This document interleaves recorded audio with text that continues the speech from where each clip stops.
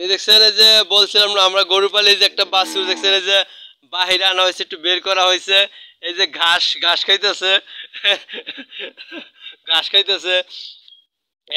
রফিকুল ভাইয়ের ছেলে ইব্রাহিম, ওরা ইব্রাহিম গরু ও ও মাঝে মাঝে ঘাস খাওয়ায়, ওর আব্বু ঘাস খাইতে আনে, ওরা দুজনে। রফিকুল ভাইয়ের এক ছেলে, দুই ছেলে এক মেয়ে। সুমাইয়া ওর বিয়ে হয়ে গেছে, মেয়ের নাম সুমাইয়া, ওর বিয়ে হয়ে গেছে। আর ইব্রাহিমও পড়ালেখা করতেছে, ও আইডি খুলছিল, এখন নাকি আইডি বন্ধ করে দিচ্ছে আবার শুনতেছি।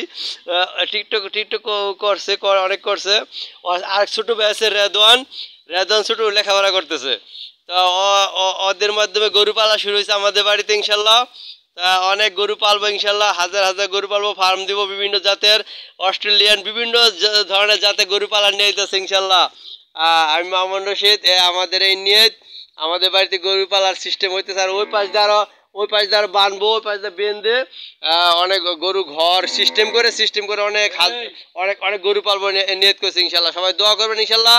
সবাই এরকম যাদের সুন্দর ব্যবস্থা আছে তারা সবাই গরু পালবেন, ঠিক আছে? গরু পেলে লাভবান হওয়া যায় ইনশাল্লাহ। আল্লাহ হাফেজ, আসসালামু আলাইকুম রহমতুল্লাহ বারাকাতুহু।